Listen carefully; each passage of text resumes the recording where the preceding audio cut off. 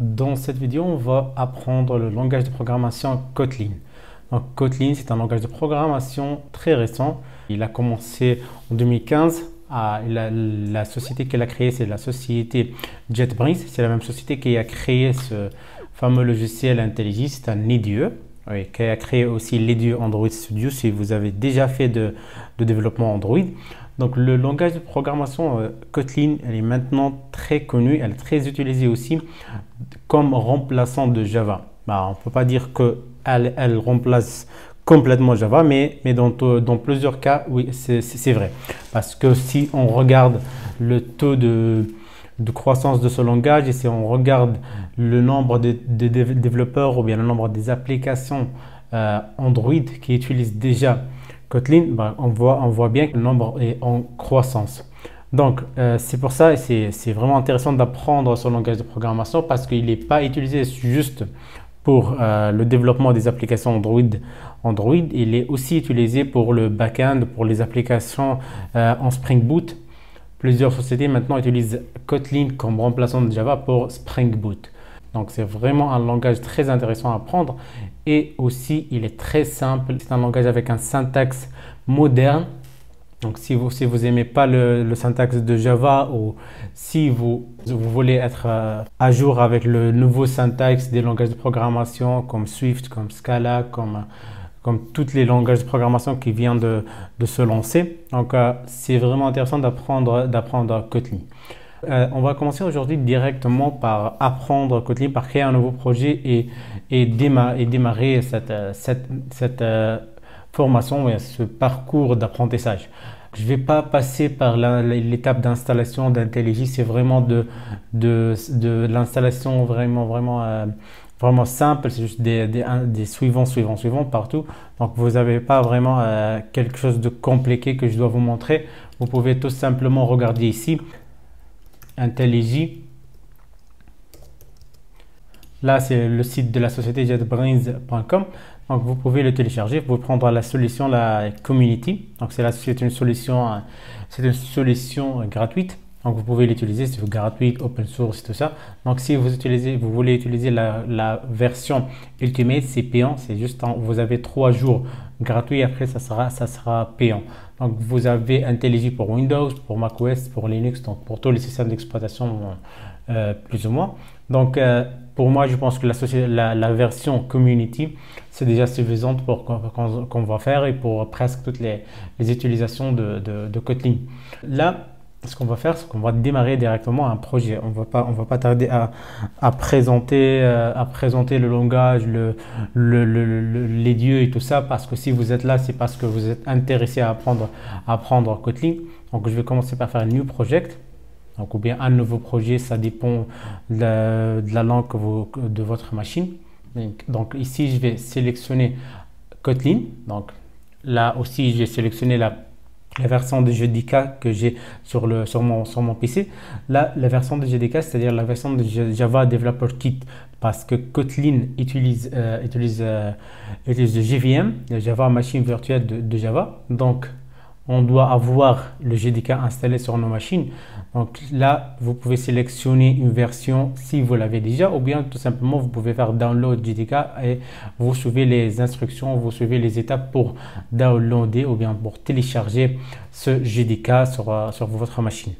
Donc, comme je viens de le dire, j'explique vite fait. Le JDK, c'est le Java Development Kit. C'est tout un kit, c'est tout un ensemble d'outils à utiliser pour développer, pour pouvoir créer des applications Java. Il contient quelque chose qui s'appelle le JRE, qui est le Java Runtime Environment, qui est l'environnement d'exécution de Java, qui lui contient le JVM, qui est le Java Virtual Machine, qui est la machine virtuelle de Java, ce qui fait que Java est portable, qu'on peut prendre Java de machine Windows et l'exécuter le même projet sur une machine Linux ou sur une machine avec macOS.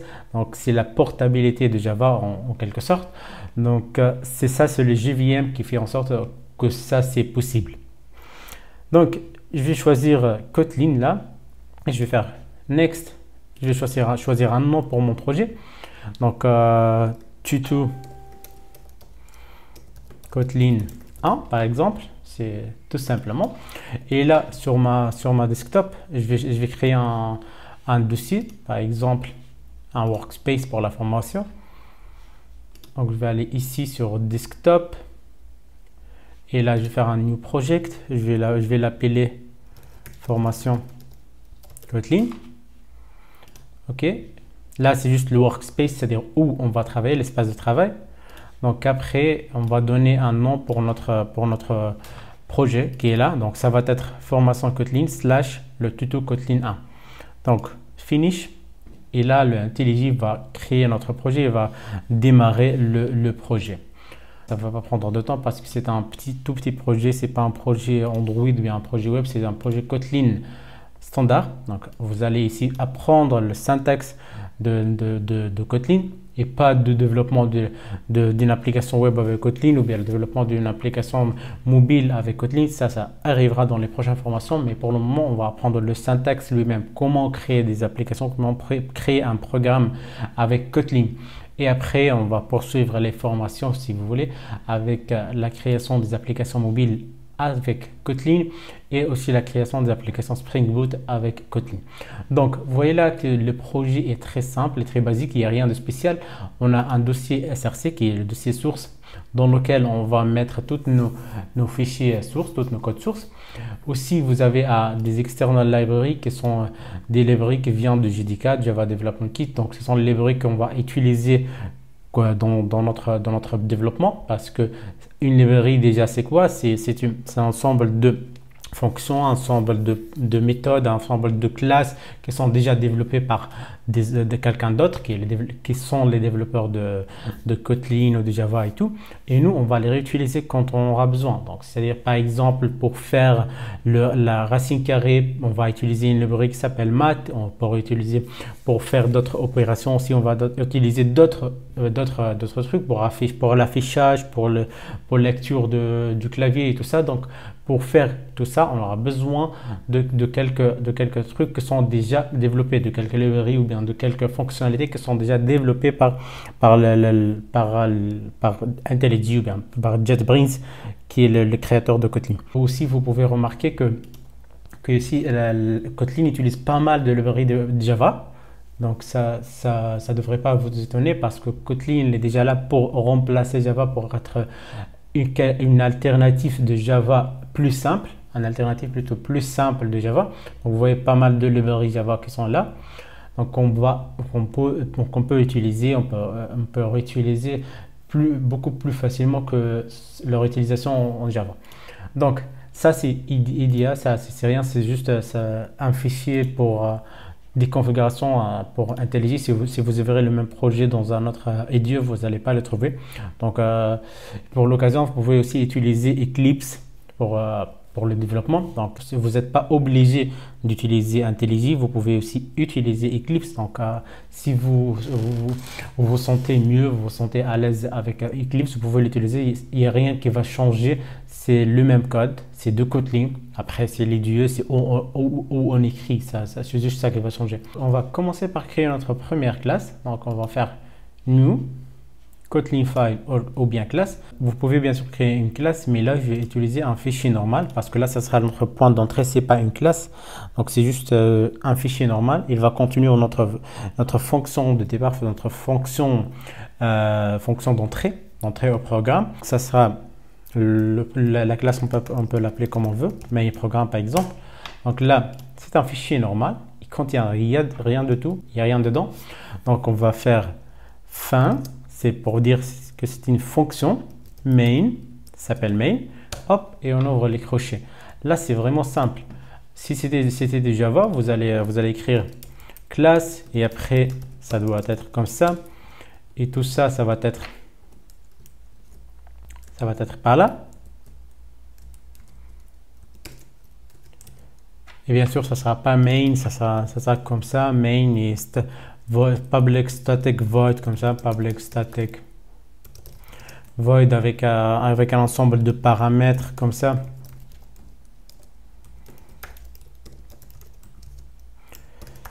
Mais en Kotlin, tout ça n'est pas obligatoire. Bah, c'est optionnel, on peut juste le zapper.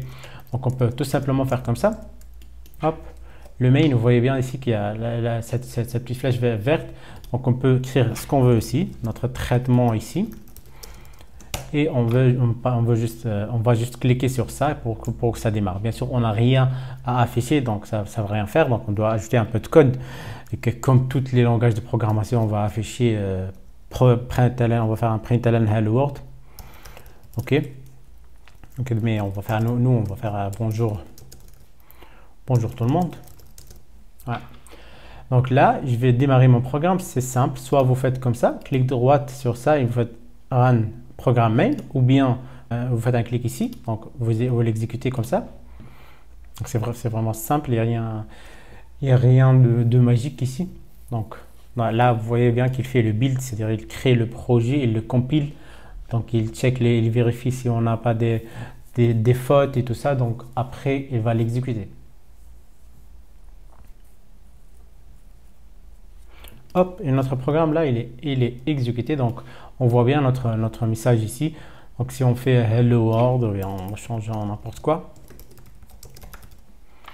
Comme ça, on fait exécuter. Ah bah, c'est pas débugger, c'est exécuter. Donc on fait exécuter. Hop, et là on voit bien qu'il y a hello world. Donc notre programme fonctionne bien. Avec juste 2 lignes de code, on peut faire notre hello world. Donc c'est pas du tout compliqué. Si on veut bien comprendre qu'est-ce qui se passe, qu'est-ce qu'on a écrit ici, qu'est-ce que ça veut dire ça. Donc tout simplement pour créer une fonction, une méthode à la façon de Java. Donc une méthode bien une fonction, on crée fin pour dire c'est une fonction. Et après, c'est main. Main, il faut l'appeler main pour que notre programme sache que c'est notre point d'entrée parce que la fonction main, c'est notre point d'entrée. On peut passer les variables, les arguments là que normalement on les passe en paramètres en Java pour les arguments qui sont normalement en Java, ça s'écrit comme ça. OK? Mais là, on est en Kotlin, c'est tout simplement l'inverse de ça. Donc, on prend ça. Donc le nom de variable c'est au début et après c'est le type de la variable. Donc c'est un tableau là, c'est un tableau de string, mais Kotlin n'accepte pas ça. Donc l'écriture correcte avec Kotlin c'est array comme ça et string, tout simplement comme ça. Mais comme vous voyez c'est grisé, c'est-à-dire vous pouvez le supprimer, c'est pas obligatoire si vous survolez avec votre curseur comme ça. Vous voyez qu'ils disent que depuis Kotlin 1.3, les paramètres ne sont pas nécessaires, ne sont plus nécessaires. Donc ça on peut s'en débarrasser. Donc c'est simple, c'est tout simplement comme ça. Et là, c'est un commentaire. Presque tout le langage de programmation fait le commentaire de cette façon. C'est double slash et après vous pouvez écrire ce que vous voulez. Et là, c'est println. En Java, c'est system.out.println. Pourquoi on écrit tout ça? Tout simplement, c'est vraiment une perte de temps. Donc, on écrit tout simplement println ou bien print, tout simplement. Donc, si vous écrivez print et après, vous avez une autre ligne, par exemple, on a notre print par là. On crée, par exemple, on écrit bonjour, après le hello bonjour. Donc, hello world ici, et après, c'est bonjour. Vous voyez, regardez qu'est-ce qui va se passer. Donc, puisque vous l'avez exécuté déjà ce programme main une fois, vous pouvez maintenant cliquer ici directement. Vous n'êtes pas obligé d'aller à chaque fois ici ou bien de faire une clic droite comme ça à chaque fois. OK?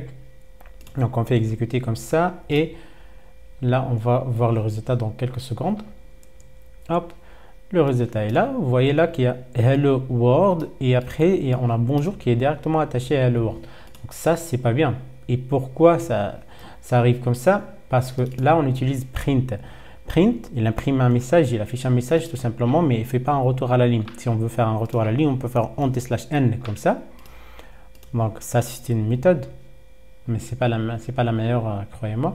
Donc là, ça fait l'affaire, mais c'est pas ça ce qu'on doit faire. On doit faire ici, on doit appeler println. Donc c'est println et pas print. Donc ça sera println, c'est-à-dire ln, c'est-à-dire line next. Donc print et après passe à la ligne suivante. Donc on fait exécuter comme ça. Et après, vous voyez bien, c'est le même résultat, mais c'est plus chic quoi. Là, on peut utiliser toujours println. Dans quelques cas, vous pouvez utiliser print tout simplement, mais il faut faire la différence. print, c'est pour afficher tout simplement dans une ligne son retour à la ligne. Println, c'est pour aller à la ligne next, donc à la ligne suivante. C'est comme ça qu'on affiche un message, c'est vraiment simple. Donc là, un commentaire, c'est avec deux slash. Et on peut faire aussi un double commentaire, c'est comme ça, slash et étoile. Et après, on fait un retour à la ligne, on écrit un autre commentaire. Ceci est un commentaire sur plusieurs lignes. Donc, vous voyez bien ici qu'on peut écrire ce qu'on veut. Donc, on peut faire autant de lignes qu'on veut. Hop. Donc, ça pour un commentaire sur une seule ligne. Là, si on fait un retour à la ligne ici, on ne peut pas écrire un commentaire. Là, ça sera souligné en rouge. Donc, pour faire un commentaire sur plusieurs lignes, il faut utiliser les symboles. Ces symboles-là, on ouvre avec slash et étoile et on ferme avec étoile et slash, c'est-à-dire l'inverse de ça. Ok, vous avez déjà appris pas mal, donc c'est bien déjà comme début. Vous savez comment créer un projet Kotlin, vous savez comment faire un commentaire sur une seule ligne et vous savez aussi comment faire un commentaire sur plusieurs lignes. On peut aussi faire un println pour afficher un message et faire un retour à la ligne. Et vous savez aussi comment faire un println et sans faire un retour à la ligne. Ce qu'on va faire maintenant, c'est ce qu'on doit faire dans tout langage de programmation quand on essaie de l'apprendre, c'est de savoir comment on peut déclarer une variable, comment on peut utiliser les variables, quels sont les types primitifs des variables qu'on peut utiliser déjà pour connaître mieux les variables, comment déclarer des constantes, etc. On va commencer par quelque chose de très simple. Je vais prendre une variable, c'est-à-dire on écrit var, c'est pour variable, tout simplement. Et après, comme je vous l'avais déjà dit, quand j'ai passé les paramètres ici dans main, on commence par le nom du variable et après le type. Donc, par exemple, si je fais nom, deux points, c'est pour dire, après ça arrivera le type. Donc, nom, deux points. Et là, par exemple, le type, c'est string. OK? On peut faire comme ça aussi, var âge, deux points, int. OK? Var moyenne, deux points, double. Bien sûr, c'est pas obligé que ce soit directement après ça. On peut le mettre n'importe où. Non, ça, on a string, on a int, on a double. Donc ici en Kotlin, c'est pas comme Java. Le int, c'est pas comme ça. C'est pas un i minuscule, c'est un i majuscule parce que c'est une classe int et pas un type primitif.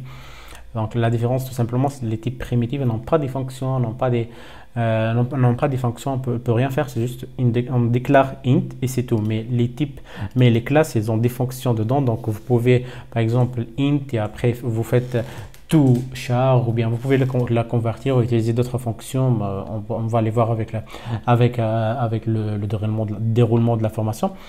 Donc on va les voir après. Donc l'essentiel là, c'est quand vous voyez bien, c'est quand j'ai survolé ça, le int, vous voyez, c'est une classe int. Donc, il contient plusieurs fonctions. Ce n'est pas un type primitif comme on le connaît déjà en Java. Donc le double, c'est pareil, c'est pas le double de Java avec des minuscules.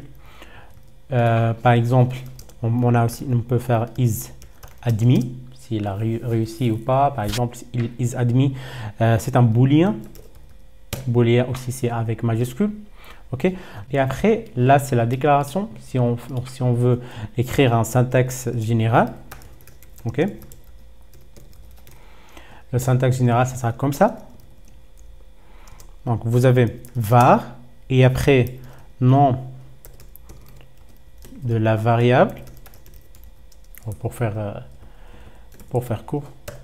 Donc, nom variable. Et après, deux points. Et on met type variable égale pour dire reçoit. Et là, ça sera notre valeur.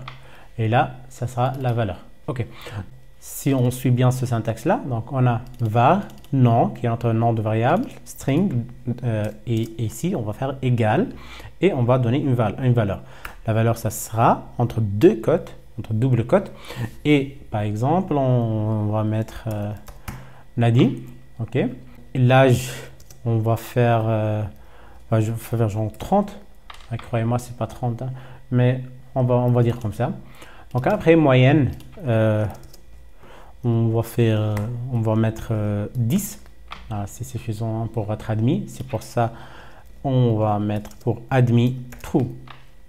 Ok. Donc, ah ouais, là on a mis égal à la place de 2 points. Vous voyez bien là les différents types de variables. On a bien sûr d'autres comme le char, comme le char pour les lettres. Par exemple, on peut faire une lettre. C'est tout simplement comme ça. Elle est de type char. Ok. Elle va prendre comme valeur par exemple A. Bien. Ah, ça va. Ok. Donc là, c'est pas entre double cote. Ok. Vous voyez bien qu'il ne l'accepte pas. Il est souligné en rouge parce qu'il dit ici que type mismatch, c'est-à-dire les types ne sont pas compatibles. Là, required char, il attend char, mais il trouve le found string. Quand on met deux cotes, même si on a écrit un seul caractère dedans, là, il va être considéré comme chaîne de caractères. Donc, pour dire que c'est une lettre, c'est un char, on le met dans dans des simples cotes, comme ça, entre des simples cotes. Donc là, on a pas mal appris jusqu'à ce niveau. Donc on sait bien comment déclarer une variable avec le type, l'âge qui est de type int, le moyen la moyenne qui est de type double, le booléen, le char et tout. Mais là, j'ai quelques remarques, plutôt quelques améliorations de code qu'on a déjà écrit. Sur Kotlin, il ne s'intéresse pas au type quand vous donnez une valeur. Là, vous avez déjà dit que ce nom, cette variable qui s'appelle nom, va prendre la valeur Nadim qui est entre deux cotes. Donc, c'est-à-dire, elle va prendre une valeur qui est de type string. Donc, puisqu'elle va prendre une valeur de type string, donc c'est pas la peine de dire que c'est un string. C'est suffisant de dire qu'elle va prendre quelque chose de type string. Là ce qu'on peut dire sur Kotlin, c'est que Kotlin est un langage faiblement typique. Qu'est-ce que ça veut dire? C'est-à-dire que le type n'est pas obligatoire au moment de la déclaration d'une variable. Donc, mais ça, c'est pas toujours parce qu'on peut pas faire comme ça. Var âge, tout simplement. Là, il va pas comprendre qu'est-ce que c'est âge, puisqu'il n'a pas de type déjà et il n'a pas une valeur. Donc, soit il a une valeur, il va deviner à partir du valeur. Par exemple, si on met 30 comme ça, il va devenir, puisque 30 c'est un entier, donc âge c'est un entier. Donc, il va lui affecter le type lui-même. Ou bien, si vous n'allez pas affecter une valeur dès le début, vous pouvez faire tout simplement 2.int et comme ça il est content et il n'y a pas de problème. Donc, soit vous affectez une valeur, soit vous affectez le type, soit vous faites les deux. Hein. C'est pas un problème, mais là vous voyez bien qu'il est souligné. Il dit que c'est pas obligatoire. Le type explicite, c'est pas obligatoire parce que c'est redondant. Vous voyez ici, explicitly given type is redundant here. C'est-à-dire, il dit que le type est redondant, il est déclaré deux fois au moment de l'affectation de la valeur et au moment de la déclaration ici. Je vais laisser comme ça pour que vous n'oubliez pas le syntaxe, mais il faut mettre en tête que ce n'est pas obligatoire. Là déjà, à ce niveau-là, on sait comment déclarer une variable. La définition d'une variable, déjà, c'est qu'une variable, c'est quelque chose qui varie, c'est quelque chose qui change. Donc, une variable, c'est quelque chose qu'on peut changer, c'est-à-dire qu'on peut changer sa valeur. Mais maintenant, on va apprendre comment déclarer quelque chose qu'on ne peut pas changer. Et là, c'est la val. Val, c'est-à-dire quelque chose qui n'est pas quelque chose qu'on ne peut pas changer. Ça s'appelle en anglais immutable variable, c'est-à-dire c'est une variable avec une valeur qu'on ne peut pas modifier. Donc, elle a une val constante, ou bien une val finale, ce qui est égal en Java à final. Ce mot-clé qu'on met en Java pour dire que c'est la valeur finale, on ne va pas la changer. Donc, là, pour déclarer une constante, tout simplement, on dit que c'est val. Val ici, on peut dire le val, par exemple, on va prendre la taille. Ok, donc la taille, par exemple, elle est de type double. Et ce double, par exemple, c'est 1m80, 0, je sais pas quoi. Donc là, c'est un double, la taille ici. Si on fait comme ça, par exemple, la taille, reçoit une autre valeur. J'ai pris quelques centimètres. Donc là, c'est souligné en rouge. Donc on ne peut pas la changer. Il nous propose de la changer en en variable. Si on le change en variable, ça va, ça passe. Mais nous, on veut utiliser la variable. Donc elle est protégée notre variable. On ne peut pas changer sa valeur. Si par exemple, on fait le même sur ça. Donc là, par exemple, on commence par âge. Après un an, on agrandit un peu. On va affecter 31 pour cette valeur, pour cette variable. Là, vous voyez qu'il n'y a pas de problème. On peut la changer à 31 sans aucun problème. Il ne s'oppose pas l'intelligence là.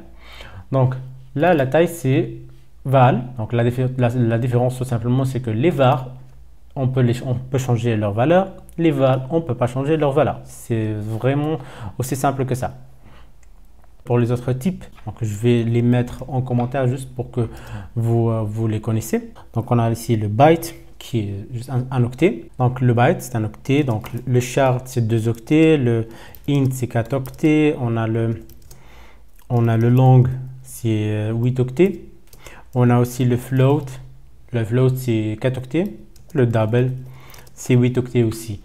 Donc là, c'est juste pour un titre d'exemple. Vous avez encore beaucoup plus de variables, de types de variables que vous pouvez utiliser. Ok, donc là, puisqu'on sait maintenant comment exécuter un programme, on sait comment déclarer des variables, comment déclarer des constantes, comment déclarer des vals plutôt. On sait la plupart des types que Kotlin nous propose, le string, le int, le double, le boolean, le char, le byte, le short, etc. Maintenant, on va passer à autre chose. On va voir les opérateurs arithmétiques. Qu'est-ce que déjà un opérateur arithmétique? C'est tout simplement les opérateurs qui nous permettent de faire des opérations mathématiques, tout simplement. Donc l'addition, la soustraction, la division, la multiplication, etc. On va commencer par exemple par déclarer des variables. Ça seront des vals. Donc on va s'amuser à faire des opérations mathématiques avec ça. En utilisant bien sûr les opérateurs arithmétiques qu'on connaisse. On prend par exemple un numéro 1. Un numéro 1, comme ça. Bah, bien sûr, je l'ai pas mentionné, mais il faut savoir que on peut pas utiliser des caractères spéciaux. Donc, on peut pas aussi utiliser des entiers au début comme ça. On peut pas faire ça. Juste des entiers, mais juste à la fin du nom de la variable. Tout simplement, la variable, ça sera comme ça. Donc, c'est notre première variable, numéro 2. Et on va mettre pour que les calculs sont simples, donc c'est 12 et 10. Ok, donc ou bien on va regarder qu'est-ce que ça va donner. Et maintenant on va faire par exemple l'addition. Donc pour l'addition, on va créer une variable qui s'appelle par exemple var résultat. On va mettre dedans, on va affecter numéro 1 plus numéro 2. Donc là, on a fait l'addition, on a additionné deux variables, là 12 et 10. Et pour l'afficher, vous savez déjà comment faire, c'est println. Et on peut dire que numéro 1 plus numéro 2 égale, et on peut faire comme ça comme le Java, plus résultat. Là, la concaténation, on peut faire résultat, mais vous voyez qu'il s'oppose à cette façon de le faire, là, cette façon de faire la concaténation. Il dit que vous pouvez faire mieux, vous pouvez utiliser les templates ou bien les string interpolation. On peut écrire directement la variable dans la chaîne de caractères elle-même, dans le message lui-même. Donc, si on fait comme ça, est-ce que ça va passer? Non, bien sûr que non. Il faut écrire $, et après notre variable pour qu'il affiche la valeur et pas le mot résultat. Par exemple, là, il va afficher numéro 1 comme ça, écrit comme ça, numéro 1 plus numéro 2 égale. Donc, ça va être un message affiché et pas les valeurs de numéro 1 et les valeurs de numéro 2. Si on utilise devant ça numéro 1, on utilise $, comme ça et $, comme ça, il va afficher les valeurs. Mais sans le $, il va afficher le mot numéro 1. Ok? Donc, mais nous, on veut afficher la valeur. Donc, on va afficher 12 plus 10 égale à le résultat qui est normalement 22, hein, si mes calculs sont bons. Ok, donc je vais faire exécuter et on va voir qu'est-ce que ça va donner. Et là, on voit bien que 12 plus 10 nous donne 22. On est bon, donc nos calculs sont bons. Donc vous voyez, juste pour la concaténation ici, si je fais comme ça, vous allez voir la différence dans l'affichage. Ça ne sera pas les valeurs du numéro 1 et numéro 2 qui vont être affichées, mais plutôt le mot comme ça, numéro 1 et numéro 2, donc en clair. Mais bien sûr, nous, on va retourner sur notre première proposition. Et maintenant, on va faire la soustraction. Ok. Donc, et là, on peut faire le résultat directement. On peut la réutiliser puisque c'est une variable et pas une val. Donc, on peut changer sa valeur. Donc, on va faire maintenant numéro 1 moins numéro 2. Ok. Donc, et println. Et on va afficher, bien sûr, de la même façon, numéro 1 moins numéro ok, numéro 2. Hop, et résultat. Et on va voir qu'est-ce que ça va donner. Bien sûr, 12 moins 10, ça va donner un 2. Ah, c'est simple. Hop. Donc 12 moins 10, c'est 2. Donc là, on est bon, on a fait l'addition, la soustraction. Le suivant, ça sera la multiplication. Donc résultat, maintenant, on va prendre numéro 1. On va acheter un commentaire pour qu'on soit un peu organisé. Multiplication. Et là, c'est fois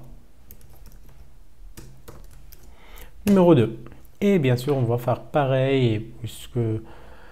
Et puisque moi, j'aime pas trop écrire, donc je vais faire de copier-coller. Donc là, ça sera fois ça, numéro 1 fois un numéro 2. Et on va afficher le résultat. Qu'est-ce que ça va donner? Donc, c'est 120. Ouais, je suis bon en mathématiques. Hop, donc c'est 120. Et là, qu'est-ce qu'il reste? Il reste maintenant la division. Hop, donc résultat, on reçoit numéro 1 sur numéro 2. Hop. Et bien sûr, on va faire un coller et hop, sur numéro 2. Et là, c'est le résultat. Donc, qu'est-ce que ça va donner? 1.2. 1.2, oui. Est-ce que ça... Donc là, ce que je vais faire, c'est pour ne pas avoir des problèmes, parce que là, le résultat, il a pris au début la somme de deux entiers. Donc, le type de résultat, déjà, c'est un entier. Donc, vous voyez comme ça, il a affecté le type de sans qu'on lui dise. Donc, c'est un entier. Donc, mais nous, là, ça sera une division. Donc, un entier sur un entier, c'est pas forcément un entier. Ça peut être un double ou bien un float. Comme vous voyez là, 12 sur 10, ça sera 1.2. Donc là, ça ne doit pas être un entier. Donc, on doit affecter le type comme ça pour dire que c'est un double. Ok. Et là, ouais, pour éviter tous ces problèmes, on va convertir aussi ça à double. Ok. Ou bien, pour faire plus simple, on ne va pas changer tout pour juste ce problème-là. Ce qu'on peut faire, c'est juste de créer une autre variable. Donc, val, résultat, division. Ok. On va dire que c'est un double. Et on va juste faire une opération comme ça, simple, juste pour tester la division. Parce qu'un entier sur un entier, ça va donner un entier. Et nous, on veut voir le résultat comme un double. Donc, c'est-à-dire 12 points sur 10, ça doit nous afficher 1.2 et pas seulement 1. Donc, on veut voir le résultat complet. Donc là, j'exécute et on va voir qu'est-ce que ça va donner. Donc là, on a fait... Qu'est-ce qu'on a là? Ah oui, on a affiché le résultat. Ah, ok, non, c'est pas ça. Donc c'est le résultat de division et pas résultat. Il nous a affiché le résultat de la multiplication. Ah oui, j'ai écrit multiplication. Ouais, c'est multiplication. Ok, donc là c'est 1.2. Ok, donc c'est bien, là on a, on a appris beaucoup de choses. Donc l'addition, la soustraction, euh, qu'est-ce que d'autre? Multiplication, division. Qu'est-ce qu'il nous reste? Il nous reste le modulo. Val, exemple, résultat, modulo. Qu'est-ce que c'est le modulo déjà? On va faire genre 1, non, 120 par exemple, sur 100. Ok? Donc, si on fait ça et on affiche le résultat, hop, là on va faire comme ça pour qu'on affiche les bons messages. Hop. Donc, et là, le résultat modulo, ça va être donc 120 sur 100. Ah, c'est pas ça le bon message, mais juste pour vous expliquer. Donc là, on va afficher le résultat modulo. Hop, et on exécute là, on va voir qu'est-ce que ça va donner. Déjà ça c'est juste 1. Donc pourquoi 1? Ah oui, parce que là, on utilise des entiers déjà. Donc on doit le convertir en double pour que ça nous donne hop, 1.2. Ok, donc là, je vais faire plus simple que ça, 10. Pour vous expliquer mieux, je cherche un exemple beaucoup mieux que ça. Donc si on fait par exemple 10 sur 2. Ok, vas-y, on fait comme ça. Ça va donner 5. Ok. Et ce modulo là, c'est quelque chose qui est le modulo, c'est le reste de la division euclidienne. Donc si on le modélise avec pourcentage et on fait pourcentage ici, je vais vous montrer qu'est-ce que ça va afficher. Donc là, 10 sur 2, ça va donner 5 comme vous venez de voir. Mais donc le reste, c'est 0. Donc ça donne le reste de la division. Ah oui, les messages sont pas bons.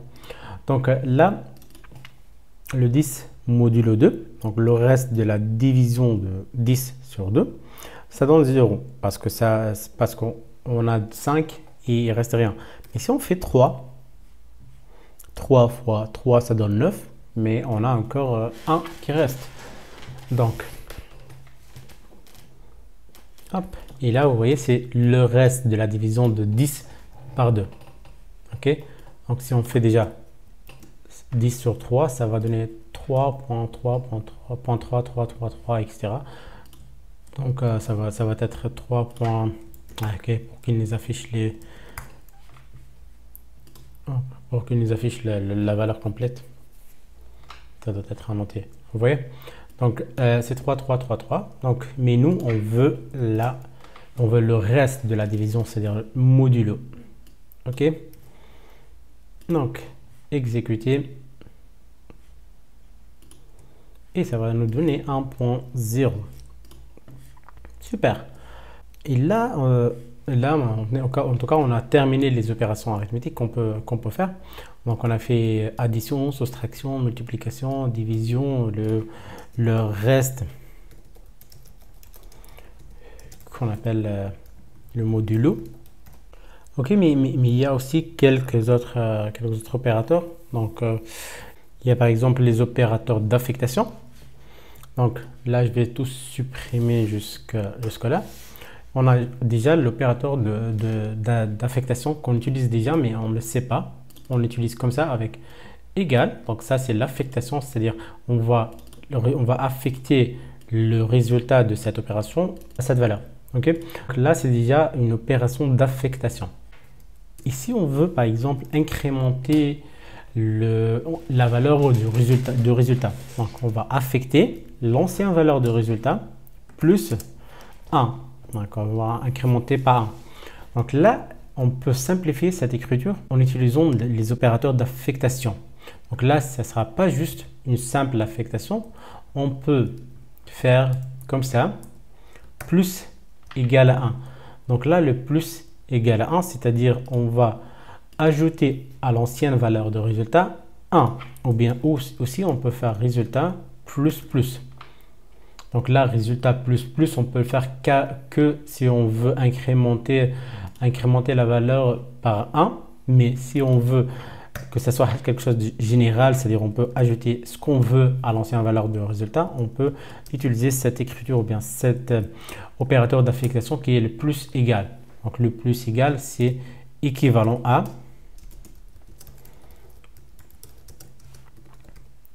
ça.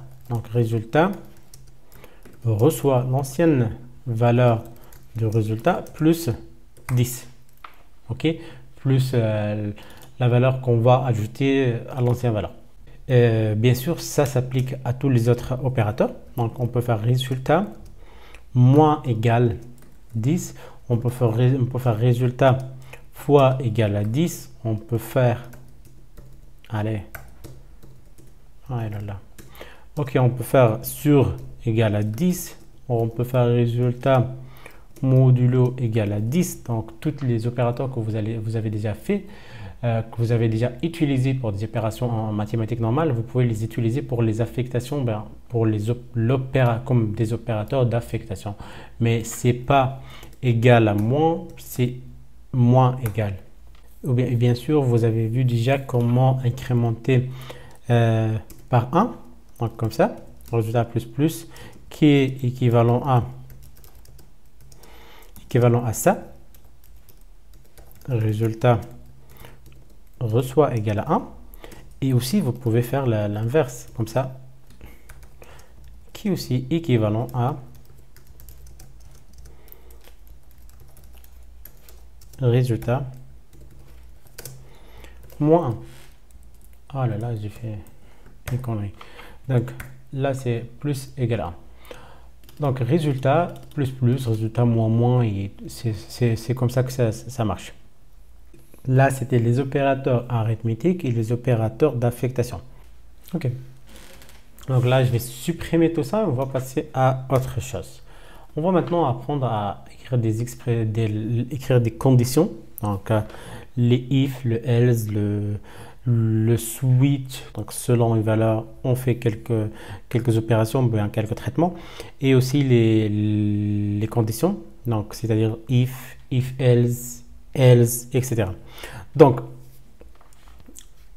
on va commencer par juste une simple comparaison. On va utiliser le si. On va déclarer comme d'habitude une valeur a.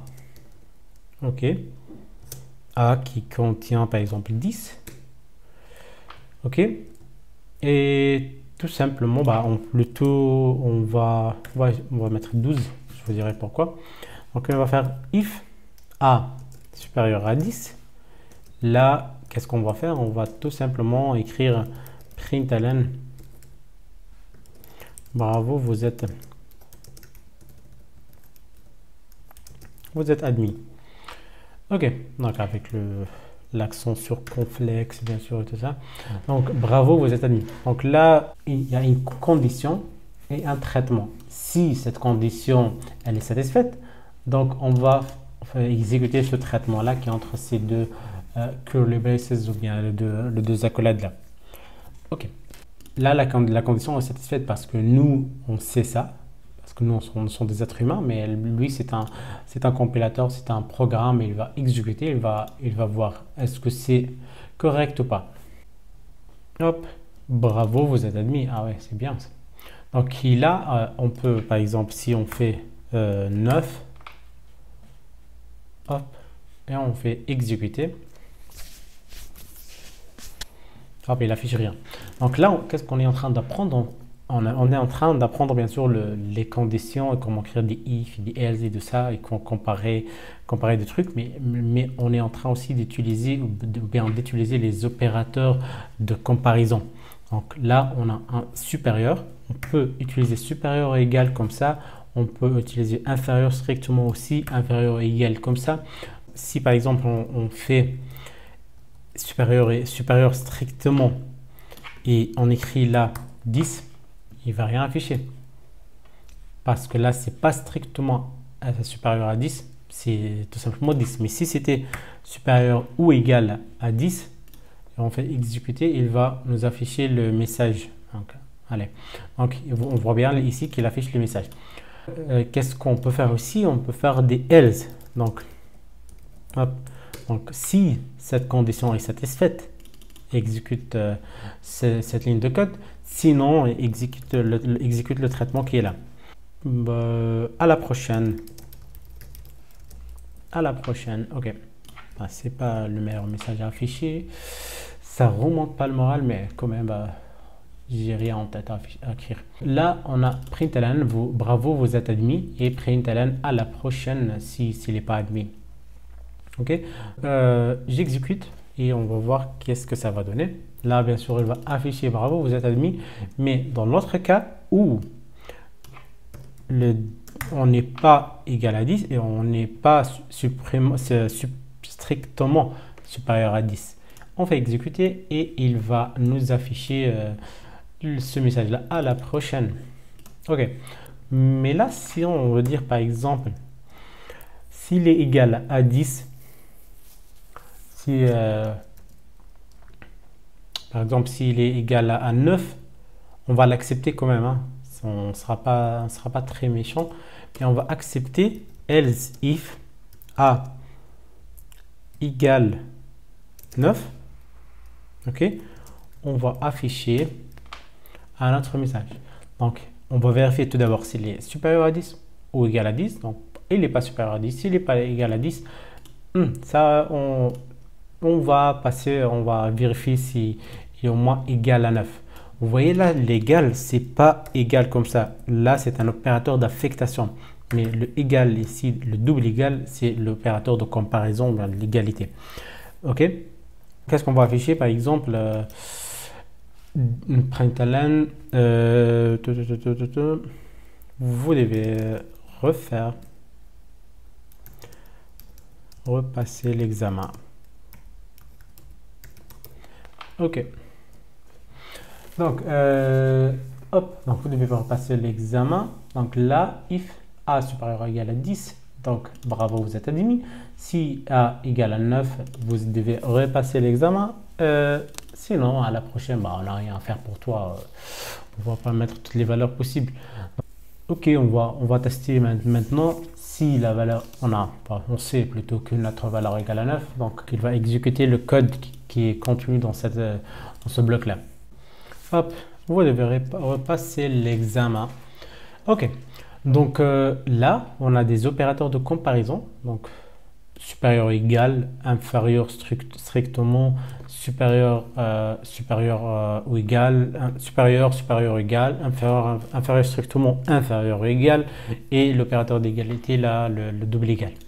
Maintenant, on va passer à d'autres choses. On va passer à des écritures simplifiées de ces conditions. Là, c'est du Java, c'est du C, tout ce que vous savez déjà. Donc, c'est quoi le changement de Kotlin? Qu'est-ce qu'il a apporté Kotlin? On dit que Kotlin c'est simple, son syntaxe est plus optimisé que celui de Java et de C et tout ça, mais franchement ici je vois rien de spécial, hein, parce que là c'est le syntaxe de Java. Si je prends ça directement copier-coller dans un projet Java, ça va être exécuté sans problème. C'est juste qu'on doit ajouter system.out.println. À la limite, on peut faire des copier-coller. On est doué pour ça. Mais franchement, ce qu'on peut faire avec des conditions, dans des situations pareilles, c'est pas vraiment ça. Donc, je vais vous montrer un autre exemple où c'est vraiment intéressant d'utiliser Kotlin. Donc là, je vais prendre par exemple une valeur A. Je vais la prendre à 20. Valeur B, je vais la prendre à 10 par exemple. Et je vais prendre une valeur max qui est le maximum. Ok. Donc normalement, nous, qu'est-ce qu'on peut faire pour afficher le maximum entre ces deux? On va faire A, if A est supérieur à B. Ok. Donc qu'est-ce qu'on va faire? On va tout simplement faire un println A. Donc la valeur de A. Puisque je dis la valeur de A, c'est de la A, c'est pas A comme ça. Ok. Non. Hop. Else, qu'est-ce que je vais faire? Je vais afficher B. Ok, on affiche B. Si A est supérieur à B, donc on affiche A. Si B et sinon, dans le cas contraire, c'est-à-dire si B est supérieur à A ou bien ils sont égaux, parce que là c'est euh, le cas inverse, c'est que B est égal ou supérieur à A. Donc là, si B est égal ou supérieur à A, on va afficher B. Donc là, c'est le classique, c'est ce qu'on peut faire avec Java aussi. Mais nous, on va s'en servir de max là. On va faire max reçoit A. Dans le cas contraire, on va faire max reçoit B. Et à la fin, on va faire juste un seul println. Hop, on va écrire max 2 points, hop, max. Ok, jusque là, bah, c'est encore, on n'a rien inventé. Donc on est encore dans la même situation, c'est du Java. Mais ce qu'on peut faire tout simplement, c'est, puisqu'on affecte à chaque fois une valeur à max, on peut faire comme ça, max reçoit if A supérieur à B, B, else B. L'affectation là, elle est sous une condition. Donc on affecte A si A est supérieur à B, on affecte B si le cas contraire, c'est-à-dire B est supérieur à A ou bien B est égal à A. Donc là, et après on affiche max, tout simplement. Donc là, vous voyez que on a gagné plusieurs lignes. On a gagné au moins 3 lignes de traitement. Hop, et là, on affiche bien 20. Ok, donc pourquoi 20? Parce que A est supérieur. Si là, on change B par 30 ou même 20, ça va passer parce que le cas contraire, c'est B égal ou supérieur à A. Donc là, on voit bien qu'on affiche B. Donc la valeur du max change avec la condition. Ok, donc jusqu'à maintenant, à chaque fois, on a besoin de quelques variables pour faire des tests, ou bien pour vous montrer un exemple. À chaque fois, on déclare des variables et on met des valeurs par défaut initiales. Et à chaque fois, on veut tester un autre cas. On doit aller ici et changer la valeur pour voir si ça passe avec la nouvelle valeur ou pas.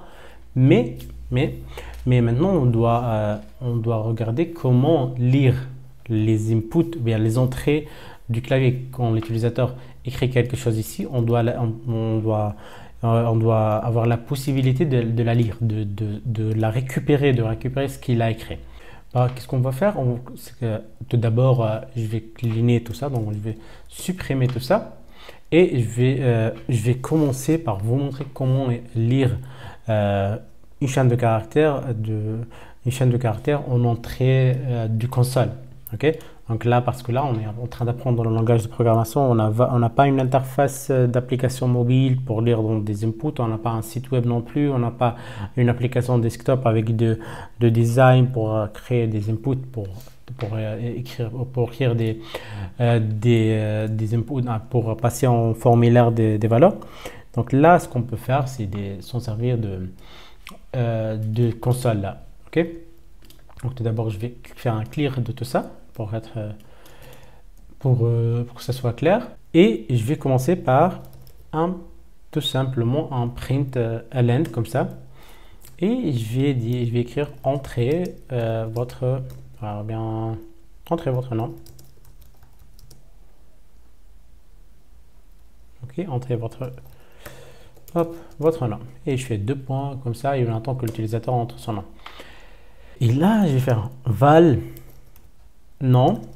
Il va recevoir ça, readline. Là, je vais faire print ln. Salut. Hop. Et le nom. Bien sûr, on a dit que dans une chaîne de caractères, on peut mettre $ et écrire et passer la variable directement. Il va nous afficher la valeur et pas le nom de la variable. Donc, il ne va pas afficher nom, il va afficher ce que l'utilisateur a rentré, bien sûr. Donc, on exécute, on va voir qu'est-ce que ça va donner. Hop, vous voyez là, il y a le curseur qui clignote là pour dire que vous pouvez entrer quelque chose. Ok, donc je vais écrire Nadim, ok, et je fais entrer. Vous voyez, c'est salut et écrit Nadim. Donc, juste pour information, juste pour Kotlin, ça on va le voir après. Quand vous voyez des variables, par exemple là, si je vois le type de retour de cette valeur, c'est string avec point d'interrogation. Donc ça veut dire que cette variable cette fonction peut retourner une chaîne de caractères nulle. Donc, et pour protéger ça et pour dire qu'on veut bien la récupérer à notre responsabilité, quoi. Mais après, je vais vous donner la vraie explication. C'est pas pour dire que c'est à notre responsabilité, mais je vais vous donner après la vraie explication. Donc là, pour dire que oui, je sais que ça peut retourner à nul, mais quand même, on veut récupérer la valeur. Ok? Mais là, puisqu'on est dans un contexte un peu particulier, on teste sur deux consoles et on sait qu'on va créer quelque chose et on va cliquer sur entrée, donc on est sûr qu'on va pas laisser ça nul. Ok? Donc là, vous voyez, c'est un simple exemple. C'est pour illustrer comment utiliser les lectures à partir du clavier. Bien à partir du console là, à partir du clavier de l'utilisateur. Donc ce que je vais faire maintenant, c'est que je vais vous montrer comment lire maintenant des entiers. Ok? Bien sûr, on peut faire comme ça. On peut faire bien sûr readline aussi. Et on peut récupérer par exemple l'âge. Ok? Donc val âge et readline. Ok, donc mais l'âge ici il va retourner un string. Donc, je vais faire ça, votre âge et je vais afficher l'âge. Ok, on va tester ça. Ok, il demande le nom, je vais écrire Nadim, salut Nadim, et maintenant oui, nous devons afficher au moins un message avant ça, mais ok. Hop, là votre âge est 30. Ok, je vais ajouter un simple message là. Entrez votre âge. Hop, pour que ça soit un peu plus structuré. Donc, entrez votre nom, c'est Nadim, et l'âge c'est 30. Vous voyez bien que il affiche ça sans problème. Mais si par exemple on veut calculer ça, on veut faire votre âge dans 2 ans, c'est-à-dire on va faire âge plus reçoit 1. Maintenant vous savez, vous connaissez cette écriture, donc ça ne sera pas un problème, et vous savez pourquoi ça c'est souligné en rouge, parce que c'est un val et pas un var. J'exécute et on va voir. Ok, là Nadim, et l'âge c'est 30, et votre âge dans 2 ans c'est 32. Pourquoi? C'est un peu bizarre. Hein? Non, c'est pas du tout bizarre. C'est parce que âge là, c'est readline, ça retourne un string. Et un string concaténé à 2, ça va être comme ça. 30 concaténé à 2, ça va être 32. Parce que là, il le prend pas comme un entier. Il ne sait pas que c'est un entier. Pour lui, c'est quelque chose que vous avez entré que vous avez entré par la console, et c'est une chaîne de caractères pour lui. Il peut l'afficher, oui, mais il peut concaténer avec autre chose, mais il ne sait pas que c'est un entier. Si vous voyez là, pour lui c'est un string. Il s'en fout de qu'est-ce que vous pensez ou bien qu'est-ce que vous souhaitez faire. C'est pour ça, si vous voulez lire des entiers, vous faites toInt.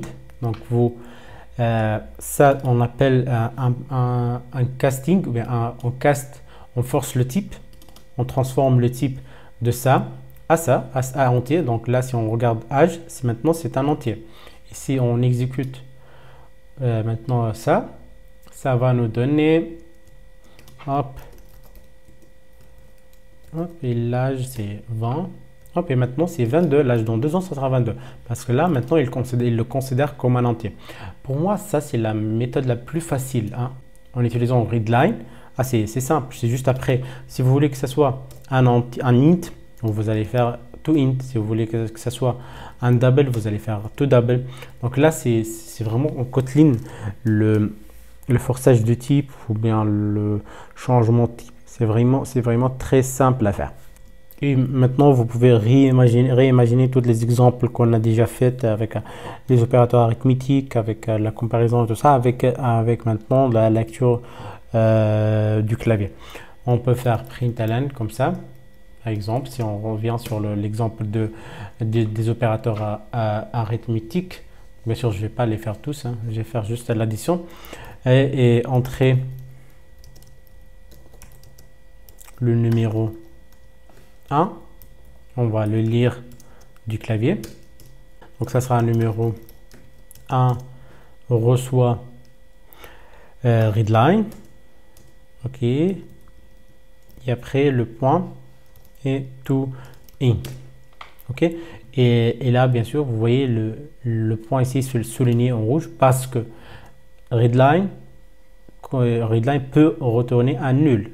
Donc, il y a un point d'interrogation. Donc, pour dire que c'est à ma responsabilité que je veux le transformer en entier, il faut mettre 2 points d'exclamation. Ah, c'est simple. Il n'y a rien. Vous apprenez ça comme ça, de cette façon pour le moment, et après, on va en discuter en plus de détails. Là, le numéro 1, readline. On prend ça comme chaîne de caractères et on le transforme en chaîne en entier. Ça sera pareil pour le numéro 1 et le numéro 2. Hop, je vais faire de copier-coller. Je suis le roi de copier-coller. Donc, hop, numéro 2. Entrez le numéro 2. Hop, et on va le lire. Qui maintenant, on va faire println. Hop, et le résultat. Ou bien, on va faire plus simple. Hein.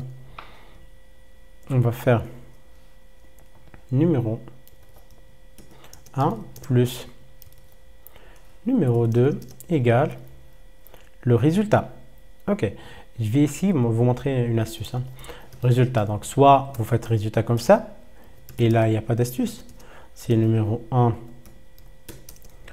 plus numéro 2.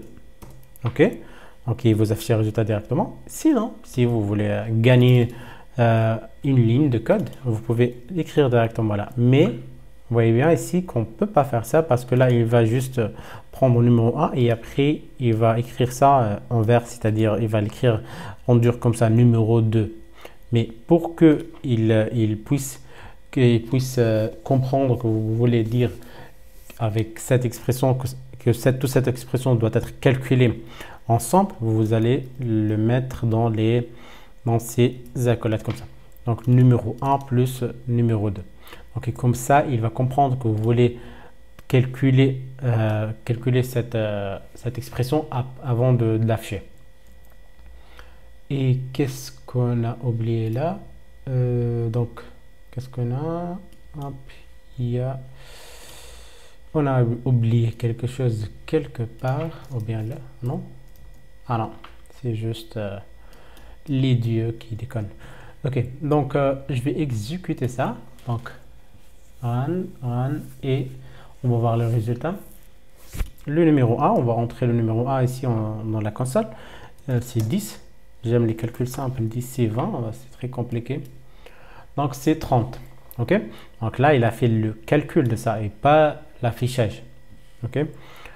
Donc, on a vu comment lire du clavier, comment afficher, comment déclarer une variable, les différents types de variables, comment comparer avec le if, le else et le else if aussi. Et maintenant, puisqu'on parle des comparateurs, puisqu'on parle du conditionnel, on va voir le selon. Ok, on va voir le selon. Par exemple, je vais vous montrer un très simple exemple pour comprendre pourquoi on a besoin du switch ou bien du selon. Par exemple, si je prends le jour qui est égal, je fais 2, ok, c'est-à-dire lundi, donc le dimanche c'est le 1, le 2 c'est lundi et tout ça.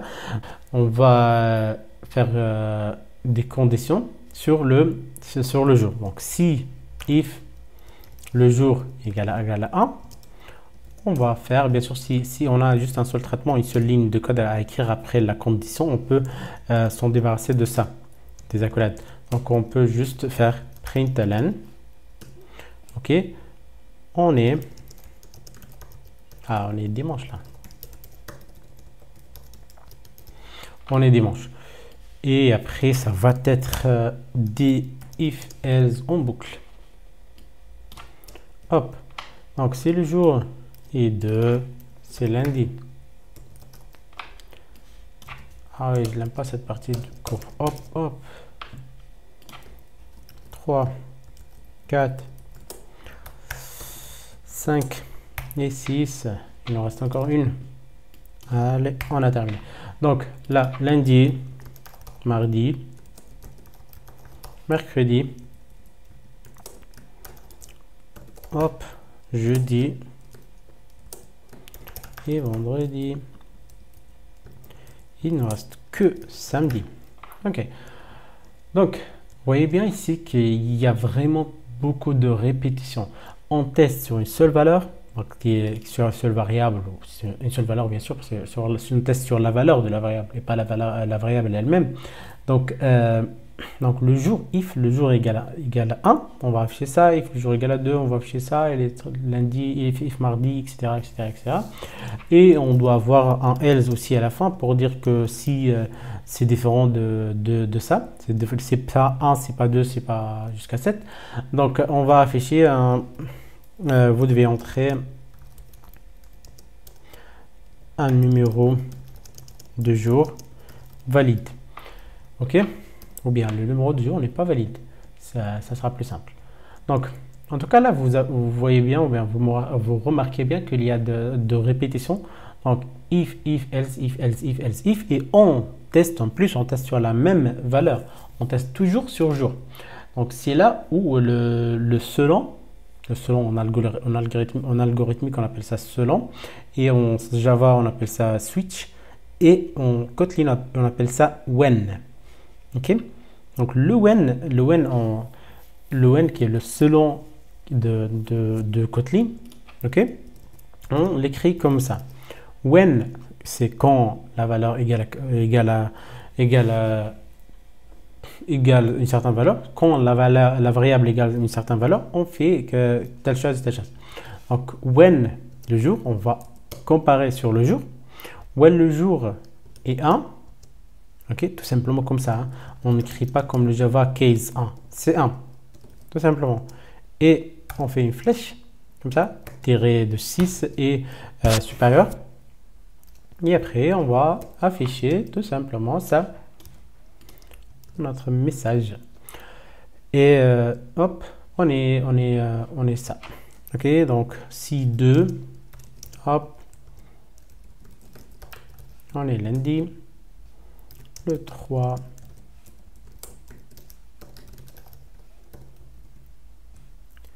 hop, même en copier-coller, ça sera plus rapide. Hop.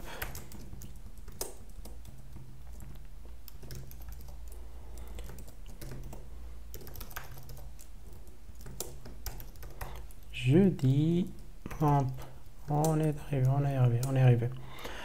Mercredi, hop, c'est bon. Ok, donc tout ça, on peut le virer. Donc, when jour, c'est-à-dire selon le jour, ou bien switch jour en Java. Donc, si 1, on fait ça, si 2, on fait ça. Il n'y a ni de break, ni de case, ni de rien comme Java. C'est beaucoup plus simple. Donc, et à la fin, pour afficher ce message, en Java, on a default. Mais ici, on a tout simplement else. Hop. Il n'y a rien de compliqué là. C'est juste else, comme vous le connaissez déjà, avec la séquence de if else, à la fin, si aucune condition n'est respectée, donc vous allez sur le bloc else. Donc on va exécuter comme ça et on va améliorer ça. Ok, on est lundi, bien sûr on est lundi, hein. Il n'y a rien de spécial, parce que le jour c'est 2, mais on va maintenant, puisqu'on sait comment lire des entrées du clavier, donc on peut donner à l'utilisateur la possibilité d'entrer le numéro du jour. Donc, entrer le numéro du jour. Et il va l'entrer, on va juste faire comme ça, to int. Et on va le lire. Hop, et après, on va tester sur ça. Hop, si ça, si démon, si lundi, etc.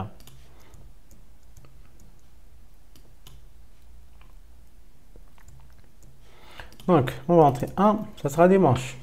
Si on exécute encore une fois et on fait 10, hop, vous devez en entrer, vous devez, vous devez un numéro, vous devez entrer un numéro, bien tout simple, j'aime pas les phrases très longues. Donc, le numéro de jour n'est pas valide. Ok. On est bon comme ça, juste il y a juste quelque chose à rajouter là-dessus. Donc, je vais faire un 7 et ça sera samedi. On voit bien sûr le message qui se répète là. Donc, on peut faire autrement. On peut déclarer une variable qui va prendre le message à afficher par exemple. Ok, donc ça sera var. On fait un retour à la ligne. Var par exemple nom du jour, ok, et il va recevoir quelque chose, ok. Cette quelque chose, c'est ça. Hop, ça sera une chaîne de caractères, tout simplement comme ça. Donc, comme on l'a fait avec le if et le else,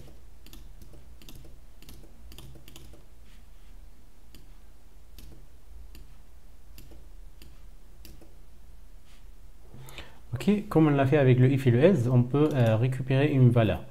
On va affecter au numéro du jour quelque chose, donc à afficher. Donc soit dans le cas du else, on peut mettre une chaîne vide, pour faire simple. Donc le numéro du jour, et on va tout simplement l'afficher ici. Println. Hop, on est le et on va afficher le nom du jour. Bien sûr, on n'a plus besoin. On va juste récupérer le nom du jour et on va l'afficher après. Si on exécute ça, hop, 2, on est lundi. Hop, c'est vraiment très simple. Donc on peut récupérer la valeur retournée de la condition when. Donc ça sera la première partie de notre formation en Kotlin. Après, on va continuer dans la deuxième partie pour voir comment travailler avec les boucles for, boucle le while, le do while, c'est-à-dire le tant que condition faire et le répéter jusqu'à et tout ça. Donc, et après ça, on va passer à la programmation orientée objet. On va voir aussi la gestion des exceptions, comment créer des classes d'exception, comment déclencher des exceptions, comment gérer les erreurs en Kotlin. Et après que tout ça soit terminé, on va passer à une formation complète en Android avec Kotlin. Donc, comment développer des applications mobiles Android avec Kotlin. Donc, si vous êtes intéressé, n'hésitez pas de laisser un commentaire. Et si vous avez des propositions, bien sûr, et n'hésitez pas aussi de liker la vidéo si vous avez aimé cette première partie. Et aussi pour nous encourager, n'oubliez pas de s'abonner à la chaîne. Donc, à la prochaine, on se voit dans la deuxième partie.